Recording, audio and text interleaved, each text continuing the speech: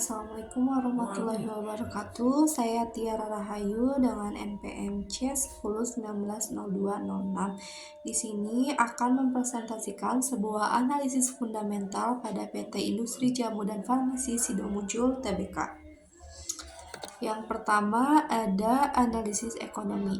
Untuk variabelnya diantaranya ada PDB atau Produk Domestik Bruto, di mana perekonomian Indonesia berdasarkan besaran Produk Domestik Bruto atau PDB atas dasar harga berlaku triwulan 1 pada 2022 mencapai 4,5 triliun dan di atas dasar harga konstan 2010 mencapai 2,8 triliun.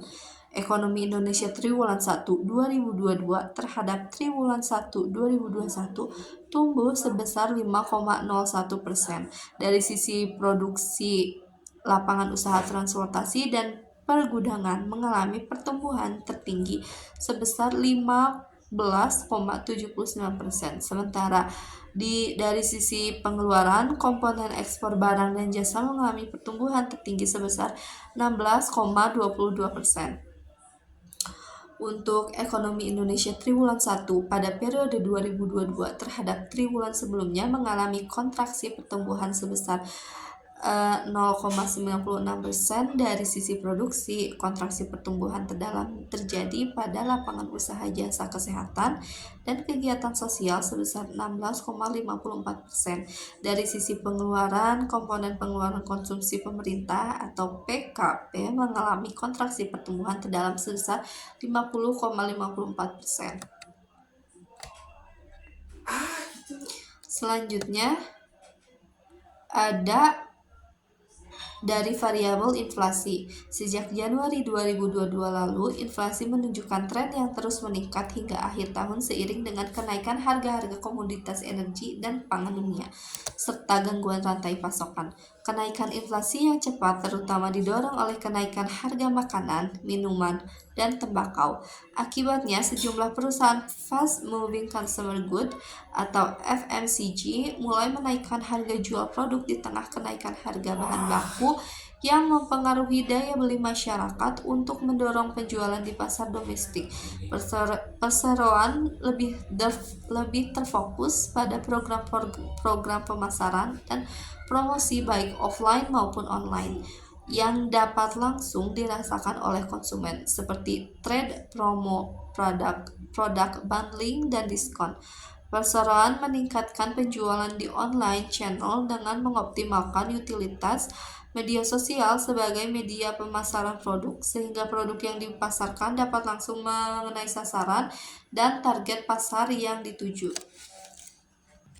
Lalu ada analisis ekonomi pada variabel tingkat bunga, di mana BI rate memiliki pengaruh signifikan terhadap inflasi sebab nilai SIG senilai 0,270 lebih besar dari 0,05. Hal tersebut menunjukkan bahwa BI rate memiliki pengaruh positif serta signifikan terhadap inflasi di Indonesia. Temuan analisis tersebut sejalan dengan penelitian Mazaya pada tahun 2020, di mana beliau berpendapat bahwa BI rate memiliki pengaruh positif yang signifikan. Menaikkan suku bunga dapat memperlambat laju inflasi. Begitupun sebaliknya, penurunan suku bunga bank dapat mendorong perluasan jumlah uang yang beredar. Menaikkan suku bunga berdampak pada berkurangnya jumlah uang di bank.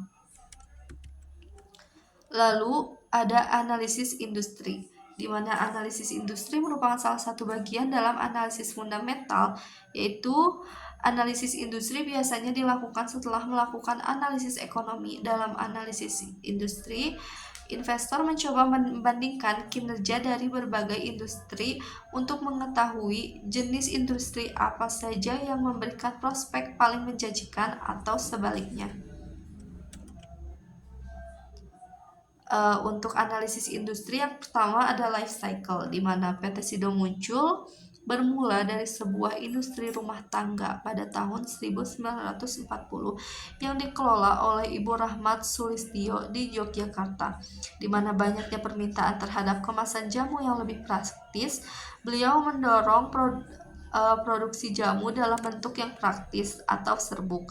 Seiring dengan kepindahan beliau ke Semarang, maka pada tahun 1951 didirikan perusahaan sederhana dengan nama Sido Muncul yang berarti impian yang terwujud. Dengan lokasi di Jalan Melaten, Trenggulun, dengan produk pertama dan andalan dari beliau merupakan jamu tolak angin. Produk jamu buatan Ibu Rahmat mulai mendapat tempat di hati masyarakat sekitar dan permintaannya pun selalu meningkat dari waktu ke waktu. Dari analisis industri yang kedua terdapat analisis input output pada PT Sido Muncul, di mana inputnya adalah PT Sido Muncul mendapatkan laba dalam kegiatannya atau produksinya.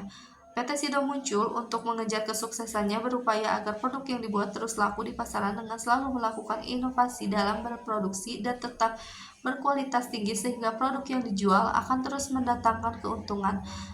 Outputnya sendiri adalah mengembangkan produk-produk berbahan baku herbal yang rasional, aman, dan jujur berdasarkan penelitian, membantu dan mendorong pemerintah, institusi pendidikan, dunia kedokteran agar lebih berperan dalam penelitian dan pengembangan obat dan pengobatan herbal, meningkatkan kesadaran masyarakat tentang pentingnya membina kesehatan melalui pola hidup sehat, pemakaian bahan-bahan alami, dan pengobatan secara naturopati.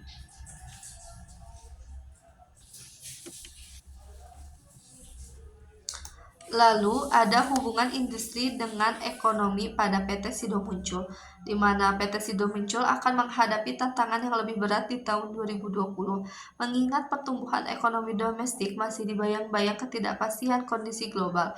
Di sisi lain, di awal tahun 2020, dunia disentakkan oleh munculnya virus corona baru yang merabak di Wuhan, Tiongkok, yang telah menyebabkan ribuan korban jiwa, bahkan puluhan ribu orang menderita pneumonia akut. Wabah pneumonia akibat virus yang kemudian diberi nama COVID-19 itu sudah menyebar dengan cepat ke negara lain. Jumlah kasus positif corona terus meningkat dan menyebabkan ribuan orang meninggal dunia termasuk di luar Tiongkok. Industri farmasi, salah satunya PT Sido Muncul, termasuk industri jamu dan obat herbal, merupakan salah satu sektor yang menjadi perhatian pemerintah karena dinilai sangat berpotensi menjadi sektor andalan untuk mendorong pertumbuhan ekonomi nasional. Industri jamu dan obat herbal memiliki masa depan pengembangan yang besar dengan bahan baku sumber daya alam asli Indonesia yang berlimpah. Oleh karena itu, pemerintah mendorong peran lembaga riset dan perguruan tinggi untuk menghasilkan temuan-temuan baru dan inovatif dari manfaat tanaman obat asli Indonesia. Selanjutnya ada analisis kinerja keuangan yang merupakan salah satu dari analisis fundamental pada PT Sido Muncul, di mana kinerja keuangan adalah suatu analisis yang dilakukan untuk melihat sejauh mana suatu perusahaan telah melaksanakan aturan-aturan pelaksanaan keuangan secara baik dan benar. Kinerja perusahaan merupakan suatu gambaran tentang kondisi keuangan suatu perusahaan yang dianalisis dengan alat-alat analisis keuangan suatu perusahaan yang mencerminkan prestasi kinerja dalam periode tertentu. Menurut Irham Fahmi pada tahun 2011, kinerja keuangan sebagai ukuran kinerja organisasi bisnis dapat dihitung dengan membandingkan berbagai variabel yang ada di dalam laporan keuangan sesuai dengan tujuan yang diinginkan seperti rasio likuiditas, tingkat pengembalian investasi atau rate of return of investment, tingkat pengembalian aktivitas atau return on asset, dan sebagainya. Jadi dari pengertian tersebut dapat disimpulkan kinerja keuangan merupakan hasil atau capaian dari bagaimana perusahaan tersebut mampu mengelola keuangan sehingga sesuai dengan target yang diinginkan. Untuk analisis kinerja keuangan, yang pertama menggunakan rasio likuiditas. Di dalam rasio likuiditas ada beberapa macam rasio. Yang pertama ada current ratio dengan rumus aset lancar dibagi dengan utang lancar. Untuk periode 2020 sendiri, aset lancarnya diperoleh sebesar 2 miliar sekian dibagi dengan utang lancar sebesar 560 juta sekian, diperolehlah hasil dari pembagian tersebut sebesar 3,6641 dengan persentasenya sebesar 366% pada periode 2020. Untuk periode 2021 sendiri, aset lancarnya diperoleh sebesar 2,2 miliar sekian dibagi dengan utang lancar pada periode 2021 sebesar 543 juta sekian dan menghasilkan dari pembagian tersebut sebesar 4,1311 dengan persentasenya sebesar 413%. Untuk quick ratio-nya dengan rumus aktiva lancar dikurangi persediaan dibagi utang lancar. Untuk periode 2020-nya sendiri, aktiva lancar diperoleh sebesar 2,2 miliar sekian dikurangi persediaan sebesar 309 juta sekian dibagi utang lancar sebesar 560 juta sekian. Maka diperoleh hasil dari pengurangan dan pembagian tersebut sebesar 3,1116 dengan persentase 311%.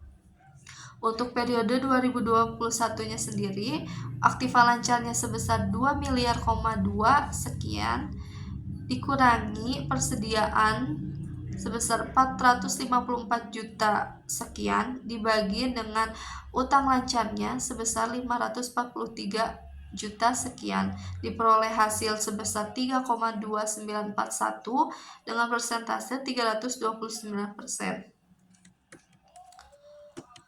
Lalu ada cash ratio atau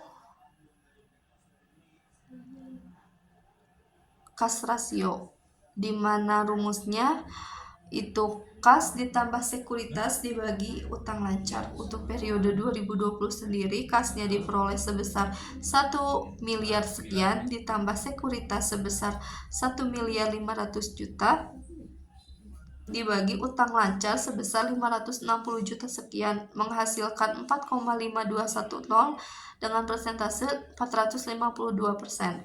Untuk periode 2021-nya sendiri, itu kas diperoleh sebesar 1 miliar sekian ditambah sekuritasnya itu 1 miliar 500 juta dibagi utang lancarnya sebesar 543 juta, menghasilkan 4,7522 dengan persentase 475% pada periode 2021. Selanjutnya ada rasio profitabilitas, di mana dalam rasio profitabilitas ini terdapat berbagai macam rasio. Yang pertama ada return on equity atau ROE dengan rumus laba bersih setelah pajak dan bunga dibagi jumlah modal sendiri, di mana pada periode 2020 ini laba bersih setelah pajak dan bunga itu sebesar 934 juta dibagi dengan modal sendiri sebesar 707 juta sekian, menghasilkan 1,3205 dengan persentase sebesar 132%. Untuk periode 2021-nya sendiri, itu laba bersih setelah pajak dan bunga diperoleh senilai 1 miliar, 2 sekian dibagi jumlah modal sendirinya sebesar 648 juta, menghasilkan 1,9431 dengan persentasenya yaitu 194% pada periode 2021. Untuk return on asset atau ROA berumuskan yaitu EBIT dibagi dengan jumlah aset. Untuk 2020, EBIT-nya diperoleh sebesar 1,1 miliar dibagi jumlah asetnya sebesar 3,8 miliar. Diperoleh hasil dari perhitungan tersebut itu 0,3116 dengan persentase 31%. Untuk periode 2021-nya itu EBIT itu diperoleh sebesar 1,6 miliar sekian dibagi 4,4 miliar sekian dengan hasil sebesar 0,3965 dengan persentasenya 40%. Lalu ada margin laba kotor, di mana margin laba kotor ini berumuskan sama dengan laba kotor dibagi penjualan bersih. Untuk periode 2020-nya, laba kotor diperoleh sebesar 1,8 miliar sekian dibagi dengan penjualan bersih sebesar 3,3 miliar sekian. Diperoleh hasilnya sama dengan 0,5513 dengan persentasenya 55%. Untuk periode 2021-nya itu laba kotor diperoleh 2,2 miliar sekian dibagi penjualan bersih 4 miliar sekian, menghasilkan 0,5685 dengan persentase 57%. Untuk margin laba bersihnya diperoleh rumus sebesar laba bersih dibagi penjualan bersih.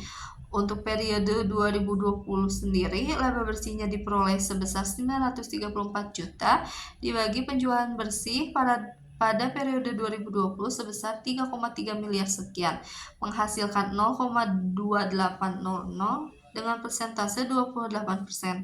Untuk 2021-nya sendiri, laba bersihnya diperoleh sebesar 1,2 miliar sekian dibagi penjualan bersih sebesar 4,4 miliar sekian, menghasilkan 0,3136 dengan persentase 31%. Selanjutnya ada rasio leverage dari analisis kinerja keuangan perusahaan pada PT Sido Muncul, yaitu yang pertama ada debt to equity ratio atau DER, di mana rumusnya adalah total utang dibagi total ekuitas. Pada periode 2020 sendiri, ini total utang diperoleh sebesar 627 juta sekian dibagi total ekuitas sebesar 3,2 miliar sekian, memperoleh hasil sama dengan 0,1949 dengan persentase 19%.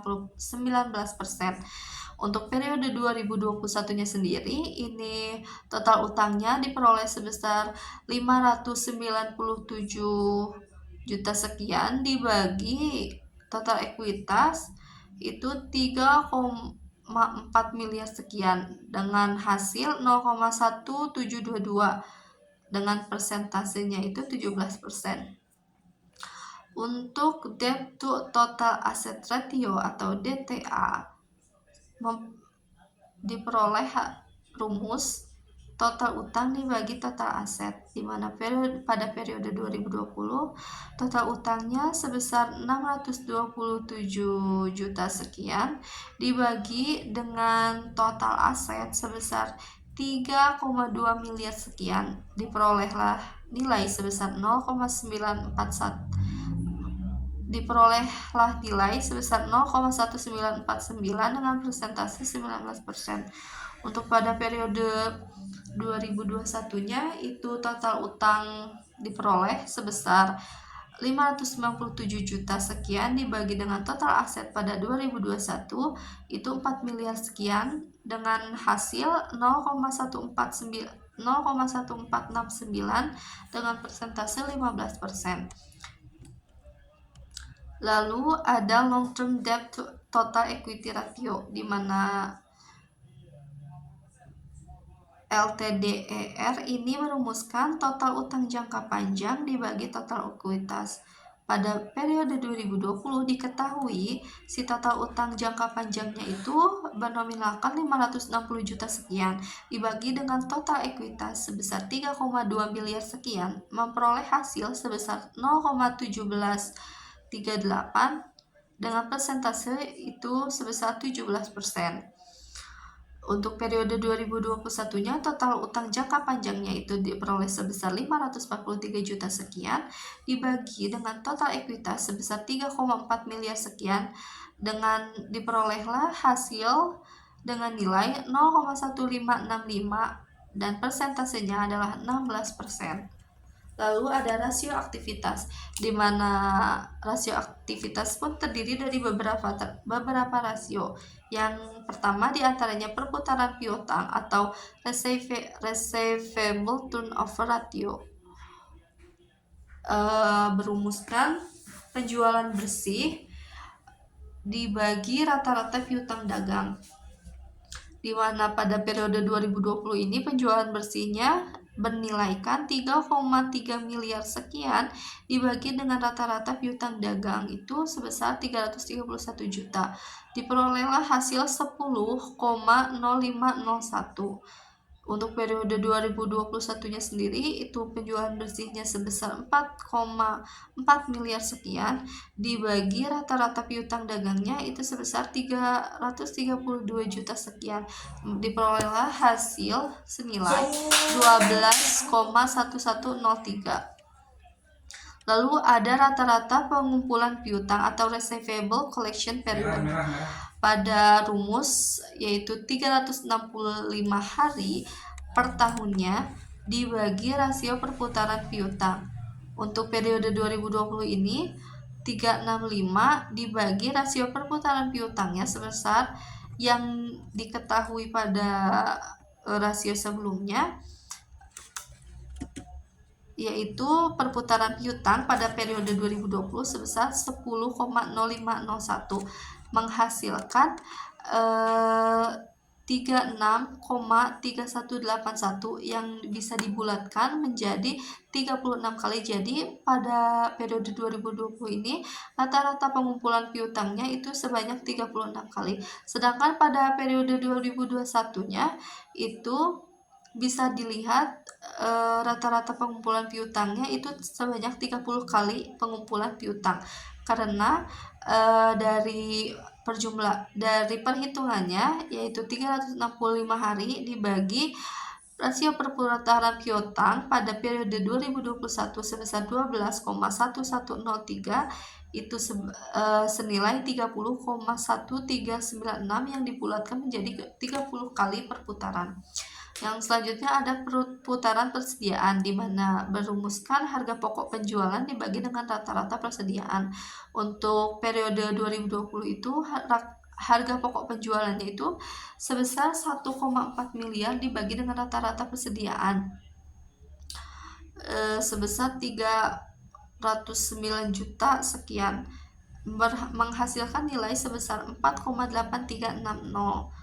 Untuk periode 2021-nya sendiri untuk harga pokok penjualannya diperoleh sebesar 1,7 miliar sekian dibagi dengan rata-rata persediaan sebesar 454 juta sekian, menghasilkan nilai sebesar 3,8147. Untuk perputaran utang usahanya sendiri itu berumuskan harga pokok penjualan dibagi dengan utang usaha. Untuk periode 2020-nya harga HPP-nya itu diperoleh sebesar 1,4 miliar sekian dibagi dengan utang usaha sebesar 203 juta sekian, memperoleh nilai sebesar 7,3475. Sedangkan pada periode 2021-nya sendiri itu perputaran utang usahanya itu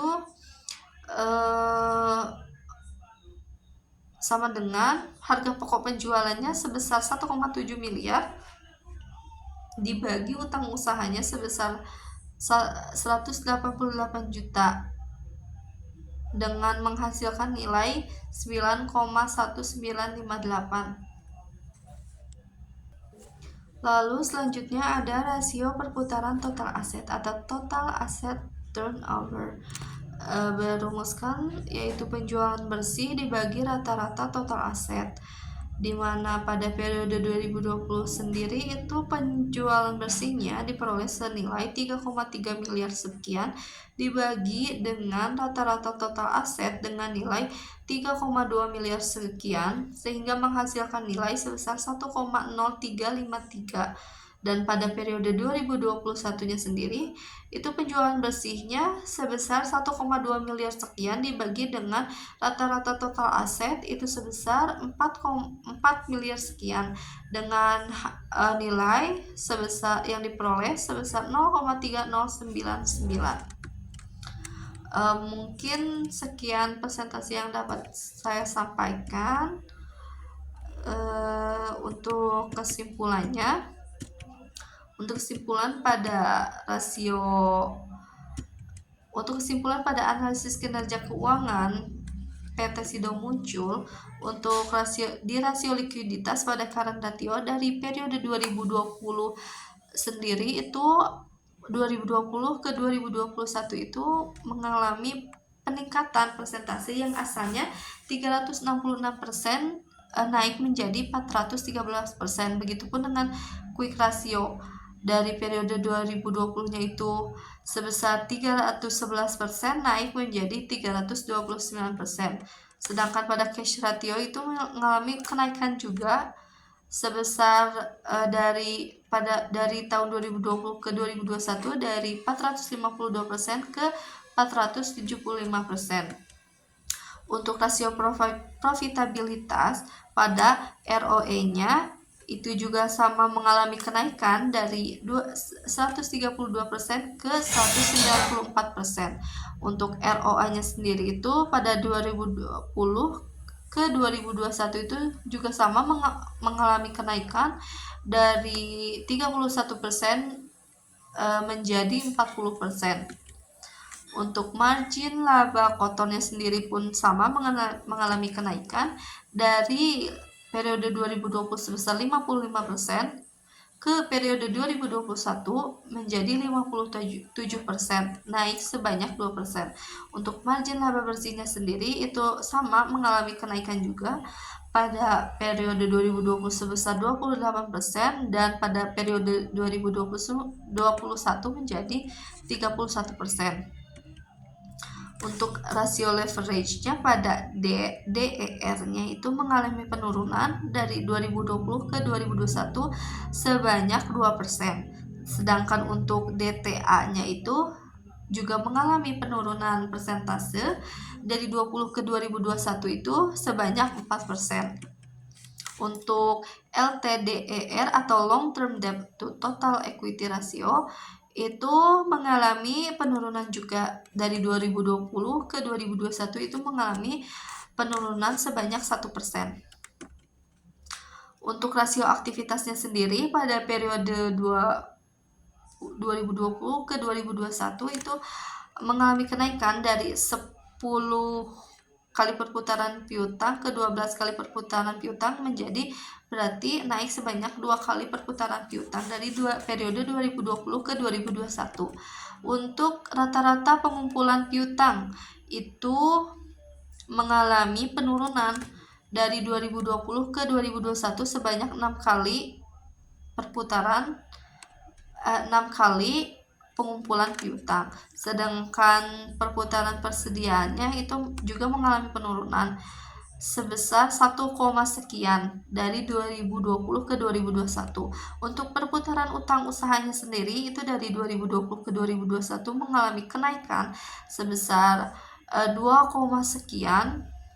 Sedangkan rasio perputaran total asetnya dari periode 2020 ke 2021 itu mengalami penurunan dari 1,0 sekian ke 0,3 sekian. Mungkin sekian presentasi yang dapat saya sampaikan. Mohon maaf bila ada salah kata dan pengucapan. Wassalamualaikum warahmatullahi wabarakatuh.